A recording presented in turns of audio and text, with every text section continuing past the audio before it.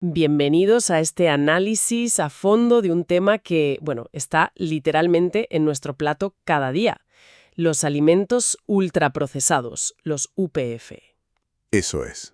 Hoy vamos a explorar qué son realmente, cómo nos afectan sobre todo a nuestro sistema digestivo y a esos, bueno, miles de millones de microbios que viven ahí. Exacto. Y para eso, pues nos vamos a basar en investigaciones, en estudios de publicaciones como Public Health Nutrition, Nutrients, la revista médica clínica Las Condes Ajá. y otros documentos que miran cómo clasificamos la comida, qué pasa en el intestino y cómo se conecta con distintas enfermedades, ¿no? La idea es entender qué dice la ciencia sobre estos productos. Y no solo sobre la salud, sino también en lo social, cultural, incluso ambiental. Un tema enorme, desde luego. De hecho, la ONU marcó esta década, 2016-2025, como el decenio de acción sobre la nutrición, y en parte por la amenaza de estos productos, ¿verdad?, para la salud y los sistemas alimentarios. Totalmente. Es un tema central. Así que bueno, vamos a intentar desentrañar qué hay detrás de estas formulaciones industriales, como decías. Pues mira, para empezar, lo primero es saber de qué hablamos cuando decimos ultraprocesado. Hay una clasificación que se llama NOVA, que es súper útil aquí. Vale. Porque no mira solo los nutrientes, sino cuánto se ha procesado algo y por qué, industrialmente hablando. A ver, expliquemos eso fácil. NOVA tiene 4 grupos, ¿no? El grupo 1 sería la base. Eso es. Grupo 1. Alimentos frescos o casi. Fruta, verdura, legumbres, carne, pescado, huevos, leche. Vamos, lo que encuentras casi tal cual en la naturaleza. Vale, comida real, digamos. Exacto. El grupo 2 son los ingredientes para cocinar. Aceite, sal, azúcar, mantequilla. Cosas que sacamos del grupo 1 o de la naturaleza para preparar comida. Bien.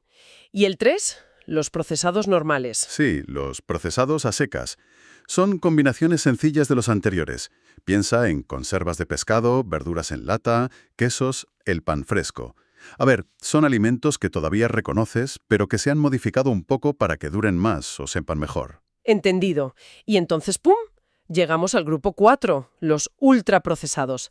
Aquí la cosa cambia, ¿no? Ya no es comida modificada, es otra cosa. Exactamente. Ahí está la clave. Son formulaciones industriales, o sea, creaciones hechas en fábrica. Normalmente llevan 5 o más ingredientes, y muchos de ellos no los tienes en tu cocina. ¿Cómo? ¿Qué tipo de ingredientes? De 1000 tipos. Grasas que han sido modificadas, hidrogenadas, interesterificadas, mucha sal, almidones raros y también partes aisladas de alimentos como proteína de soja, suero de leche, gluten aislado, maltodextrinas, el famoso jarabe de maíz alto en fructosa. Son como fragmentos de alimentos muy procesados. Y luego la lista interminable de aditivos: conservantes, colorantes, estabilizantes, emulsionantes, saborizantes, edulcorantes. ¿Para qué necesitan todo eso? Bueno, pues se usan para muchas cosas. Para que estén buenísimos, o sea, hiperpalatables, para darles texturas que enganchen, para que duren meses en la estantería. Y a veces, pues para disimular que la materia prima no es gran cosa o para imitar a los alimentos de verdad. Claro. Están diseñados para ser súper cómodos, listos para comer o calentar, muy atractivos, con envases llamativos, mucho marketing y sobre todo baratos de producir en masa. Usan procesos como la extrusión, el moldeado, la fritura previa, cosas que no haces en casa. Entendido. O sea que no es solo comida basura genérica. Es una categoría definida por cómo se hace, por ese procesamiento industrial intenso y por la cantidad de aditivos. Vale. Y ahora, al lío. ¿Cómo afecta todo esto a nuestro microbioma intestinal, a ese ecosistema que tenemos dentro? Pues ahí está el kit de la cuestión. Nuestro intestino es como una selva tropical, ¿no? Lleno de billones de microorganismos, bacterias, virus, hongos, que forman el microbioma. Si todo va bien, está en equilibrio, en homeostasis. Ajá. Una gran diversidad trabajando junta. Eso, pero cuando ese equilibrio se rompe, hablamos de disbiosis. Y es un desequilibrio. Y todo apunta a que los UFPs son un factor importante para romper ese equilibrio, ¿no?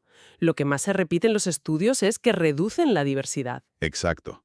Es uno de los efectos más claros. Es como si esa selva diversa se convirtiera en un campo de un solo cultivo. Menos especies significa menos capacidad de adaptación, menos resiliencia del sistema. Menos robusto, claro. Precisamente. Y no solo baja la diversidad en general, cambian las poblaciones que viven ahí. Empiezan a disminuir bacterias que sabemos que son beneficiosas. ¿Como cuáles, por ejemplo? Pues mira, se habla mucho de Akkermansia mucinifila, que es clave para la barrera intestinal para que esté sana, o Faecalibacterium prausnitzii, que es una fábrica de butirato. El butirato, ese ácido graso tan importante, ¿verdad? Antiinflamatorio. Justo. Es como si perdiéramos a los guardianes y al equipo de mantenimiento del intestino. Y claro, si unos bajan, Otros suben, me imagino. correcto, aumentan otras bacterias que, si crecen demasiado, pueden dar problemas o generar inflamación.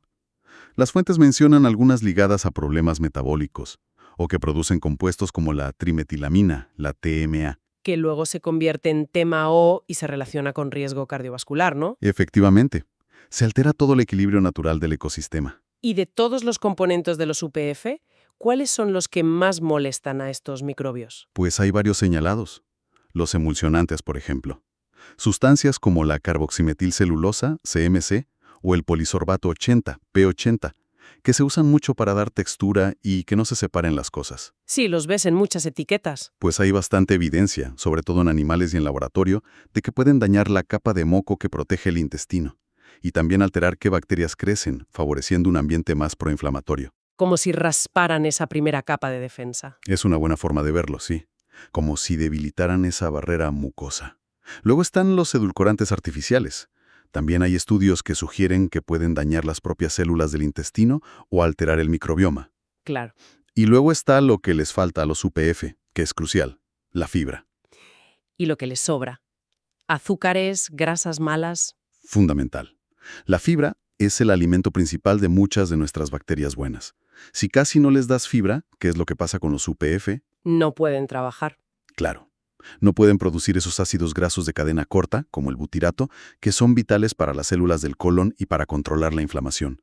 Es más, algunas bacterias, si no tienen fibra, podrían empezar a degradar la propia capa de moco. ¡Ostras! Y por otro lado, el exceso de azúcares simples y de grasas saturadas o trans, pues parece que le da ventaja a bacterias menos deseables y contribuye también a la inflamación general.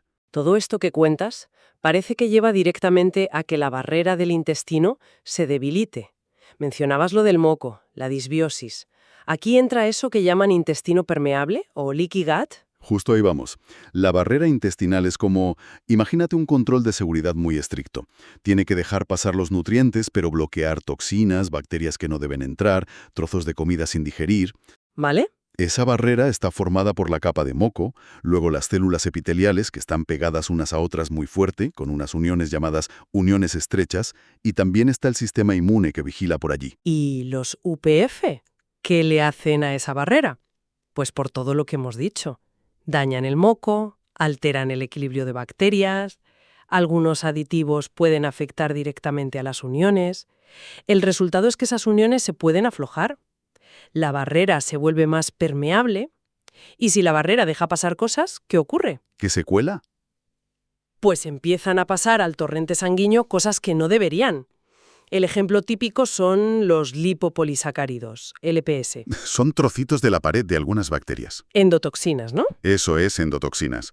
Cuando el LPS pasa a la sangre, el sistema inmunitario dice alerta roja y reacciona. Genera una inflamación. No es una inflamación aguda como la de una herida, sino de bajo grado pero constante. Crónica. Y por todo el cuerpo, sistémica. Una especie de zumbido inflamatorio de fondo, ¿no? Exacto. Es como tener el sistema inmune siempre un poco activado, en alerta. Pues relacionan este panorama, disbiosis, barrera dañada, inflamación crónica, con un riesgo mayor de muchísimas enfermedades crónicas. Las más obvias, quizás, son las cardiometabólicas. Obesidad, síndrome metabólico, diabetes tipo 2, problemas de corazón. Sí, la inflamación crónica es un factor de riesgo conocido para todas ellas. Y también se habla del TMAO, ese metabolito que viene de las bacterias, como otro factor que suma al riesgo cardiovascular. Y las enfermedades propias del digestivo. Pienso en la enfermedad inflamatoria intestinal, Crohn, colitis ulcerosa. Su aumento ha sido brutal en países con dieta occidental. Sí, es una conexión que se investiga muchísimo. En la EI lo que se ve es una disbiosis muy fuerte, una pérdida enorme de bacterias protectoras como Faecalibacterium prausnitzii y una barrera intestinal que está, hecha polvo. Ajá. Y la dieta occidental, rica en UPF, baja en fibra, alta en ciertas grasas, con aditivos. Se considera un factor ambiental clave. que en personas con predisposición genética puede ayudar a que la enfermedad aparezca o empeore. Claro, incluso las dietas que se usan para tratarla, como la nutrición enteral exclusiva o la dieta de exclusión de Crohn, Exacto, que quitan muchos componentes de los UPF, a veces funcionan muy bien. sí. Y eso refuerza la idea. La nutrición enteral exclusiva, que es una fórmula líquida, funciona genial para inducir remisión, sobre todo en niños con Crohn, probablemente porque le da un descanso total al intestino y quita posibles irritantes. Y la dieta de exclusión de Crohn, que es más selectiva pero quita muchos elementos de UPF, también da buenos resultados.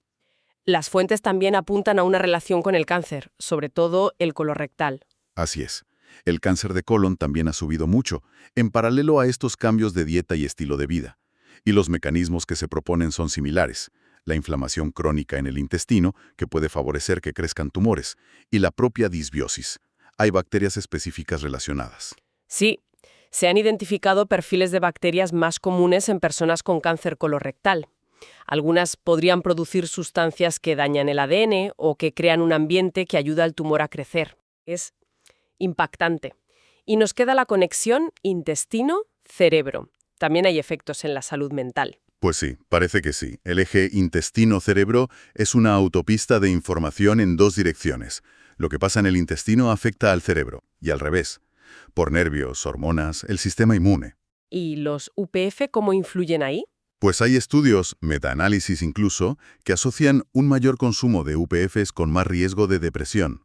Los mecanismos no están del todo claros, pero podrían ir por la inflamación sistémica, que también afecta al cerebro, o porque la disbiosis altere cómo se producen neurotransmisores importantes, como la serotonina, mucha de la cual se hace en el intestino. Es un campo fascinante y que está creciendo mucho. Hemos hablado mucho de salud, de lo que pasa dentro de nuestro cuerpo, pero las fuentes insisten en que el impacto de los UPF va mucho más allá. ¿Verdad? Toca lo social, lo cultural, lo económico. Sí, totalmente. A nivel social y cultural, pues se habla de la pérdida de saber cocinar, de que cada vez se come menos en familia o en comunidad, y también de cómo se uniformiza la comida en todo el mundo. Las mismas marcas globales van desplazando las comidas tradicionales de cada sitio. Una homogeneización, sí. Económicamente, es innegable el poder de las grandes empresas de alimentación, lo que llaman Big Food. Tienen una capacidad enorme para influir en los mercados. En lo que se cultiva, muchas veces monocultivos enormes de soja, maíz para hacer ingredientes baratos. Y claro, eso afecta a los pequeños productores locales. Y ese poder económico, claro, se traduce en poder político. Las fuentes mencionan el lobbying, la presión para frenar impuestos o etiquetas de advertencia. Exacto. Se habla de cómo financian estudios que pueden generar confusión, o cómo promueven la idea de que ellos mismos se pueden regular. Hay una cita muy famosa de Margaret Chan, la que fue directora de la OMS, que decía que la industria de los ultraprocesados usa tácticas muy parecidas a las de la industria del tabaco para defender sus intereses. Es importante señalar esto, sin tomar partido, claro, pero para entender el contexto completo. Es fundamental para ver por qué es tan difícil a veces implementar cambios. Y luego está el impacto ambiental. Que es brutal. Ahí pensamos en los envases de plástico, supongo. Sí, generan toneladas y toneladas de residuos de plástico, que tardan siglos en degradarse, si es que lo hacen. Pero no solo eso. Piensa en la energía que se necesita para fabricarlos, transportarlos por todo el mundo. Contribuyen al cambio climático. Claro, la huella de carbono. Y además, la materia prima. Para hacer esos ingredientes tan baratos, se fomenta una agricultura superintensiva. Monocultivos que agotan el suelo, gastan muchísima agua, acaban con la biodiversidad. Y si piensas en la carne procesada, pues detrás está la ganadería intensiva, que a menudo implica deforestación, por ejemplo, en la Amazonía para plantar soja para pienso. O sea que comer una bolsa de patatas fritas o un bollo industrial tiene consecuencias que llegan hasta la selva amazónica. Pues sí, es parte de esa red global de producción y consumo. Se enmarca en lo que algunos científicos llaman el antropoceno, la era en que los humanos estamos cambiando el planeta a gran escala. Es un panorama complejo y la verdad un poco desolador, pero no todo van a ser malas noticias. Las fuentes también dan ideas para mitigar esto, ¿no? ¿Qué podemos hacer? Claro. A nivel individual, la estrategia principal es bastante clara. Reducir todo lo que se pueda el consumo de UPF, los del grupo 4 de NOVA. Volver a la base. Exacto. Basar la dieta en alimentos frescos o mínimamente procesados, grupo 1, usar ingredientes culinarios normales, grupo 2, y, bueno, consumir con moderación los procesados sencillos, grupo 3. O sea, cocinar más, básicamente. Y priorizar la fibra, supongo. Fundamental. Mucha fruta, verdura, legumbres, cereales integrales y también puede ser útil incluir alimentos fermentados, yogur natural, kéfir, chucrut, que aportan probióticos de forma natural. ¿Y los suplementos? Probióticos, prebióticos, ¿sirven de algo? A ver, pueden ser una ayuda en casos concretos, para intentar restaurar algunas bacterias buenas o para darles de comer con prebióticos. Pero no son la panacea, ¿eh? No sustituyen comer bien. Son un complemento y lo ideal es que te guíe un profesional. El estilo de vida también cuenta, imagino. Ejercicio, estrés. Sin duda, hacer ejercicio regularmente se ha visto que mejora la diversidad del microbioma. Gestionar el estrés es clave por esa conexión intestino-cerebro. Y dormir bien, tener un sueño reparador, también ayuda a que nuestro ecosistema interno funcione mejor. Vale, eso a nivel personal. ¿Y a nivel colectivo? ¿Políticas públicas? Sí, ahí las fuentes proponen varias cosas importantes. Primero, que las guías alimentarias no miren solo nutrientes, sino también el grado de procesamiento. Como ya hacen en Brasil o Uruguay, que te digan, ojo con los ultraprocesados. Eso. Luego, el etiquetado. Que sea claro en la parte de delante del paquete, con advertencias si algo tiene mucho azúcar, sal, grasas o muchos aditivos. También regular el marketing, sobre todo el que va dirigido a niños. Tiene sentido. Y finalmente, cambiar el entorno. Hacer que sea más fácil elegir lo saludable, en los colegios, en el trabajo, y que los alimentos frescos sean más accesibles y baratos que los UPF. Quizás incluso con impuestos a estos últimos, aunque eso siempre es polémico. Bueno, creo que nos hacemos una idea bastante completa. Si tuviéramos que resumir, los UPF son esas formulaciones industriales que por lo que llevan y lo que no llevan, nos fastidian el microbioma. Exacto. Reducen la diversidad de bichitos buenos, favorecen a otros más problemáticos y debilitan la barrera intestinal. Nos hacen tener un intestino permeable.